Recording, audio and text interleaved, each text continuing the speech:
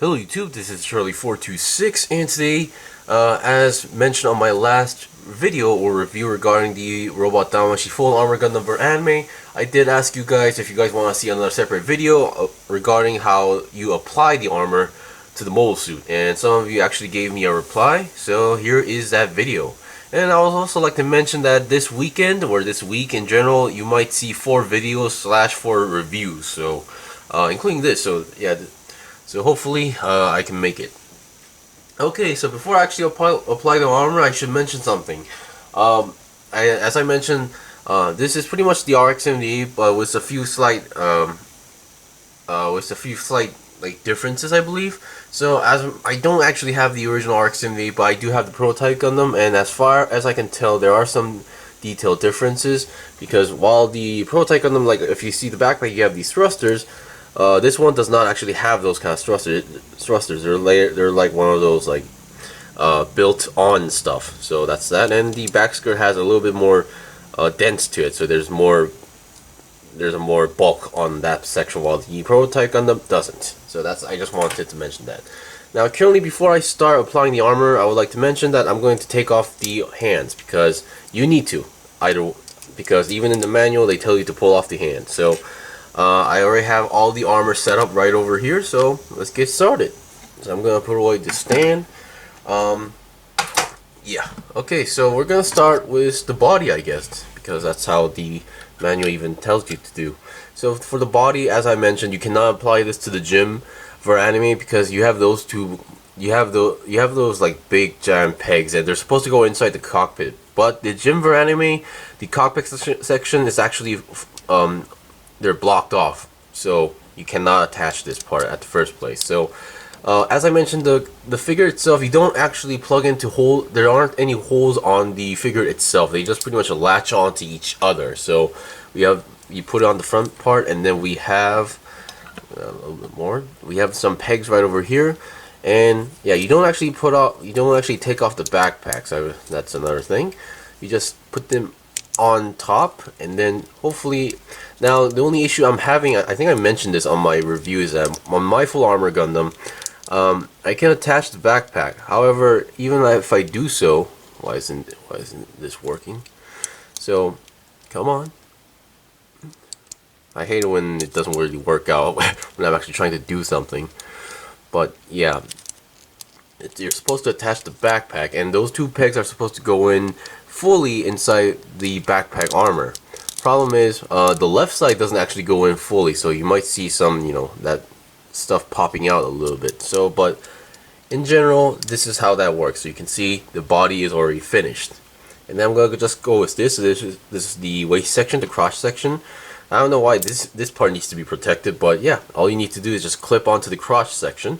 Same goes for the back section. Is that you have those teeth or those indented parts. All you need to do is just plug it in, and there you go. I think this is correct, or I could be wrong, but it's something like this. Sorry if I'm doing this upside down, because I need those are like some of the small details that I keep forgetting. Okay, for the shoulder armor, they're very simple. You just need to slide it in. So this would be same for the if I were to apply the armor to the prototype Gundam, this would be pretty much the same as well. Just keep that in mind. And here is the arm. So this is the armor for the arm. So you have that hole. You have to match up with that hole on the arm itself, and then there you go. And then into that hole you plug into the shield, which actually locks it into place. So don't try to pull off the armor while having that part on. And I'm just gonna reattach the hand, and there we go. So the other side of the arm would be pretty much the same. Apply the shoulder armor, and then this part. Now, unlike the left arm, we have something else, where it's the, whatchamacallit, we have the double barrel beam gun. So, pretty much it kind of works the same, but it's just different process. So we have this double barrel beam gun or beam cannon. First off, what you have to do is take off the handle, and the handle comes out pretty easily. All you need to do is detach that, and then you reattach it to the hand. And I should have been more careful, but basically what you have to do is get the correct hand and then reattach it. So currently I'm not using the correct hand, but you basically get the gist of it. I'm sorry that I forgot to prepare for the proper hand. And then let's see, we're almost done actually. That's almost halfway through. Now let's look at the legs. Now the sides don't actually have armor, so here's how we're gonna do it. So first of all, I believe they tell you to do these parts first. So we have this leg armor.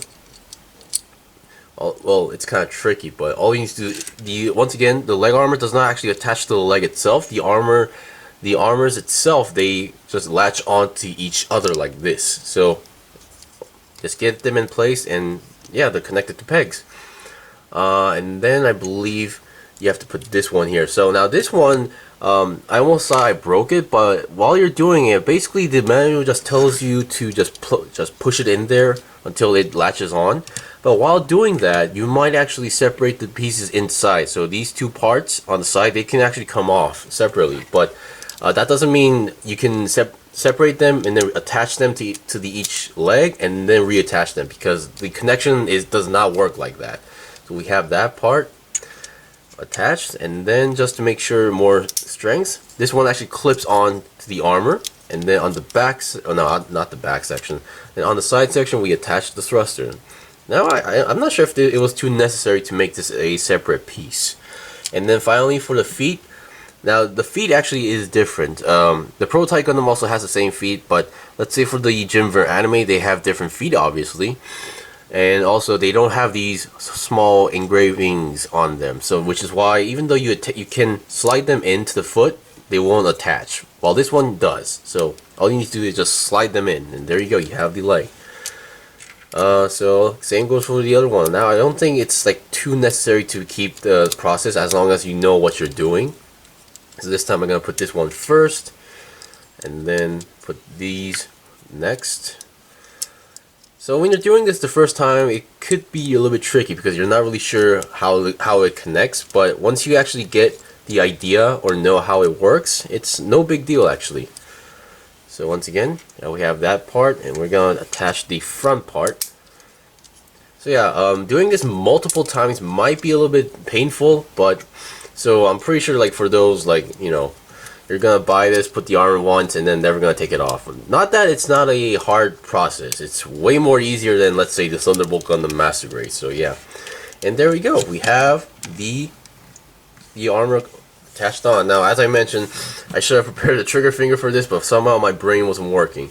But that is basically how you attach the armor. So as I mentioned in the review, the armors don't actually, there's no hole or pegs on the mobile suit itself. All the armor, they latch onto each other only. So, which is actually a pretty good, you know, way of doing things.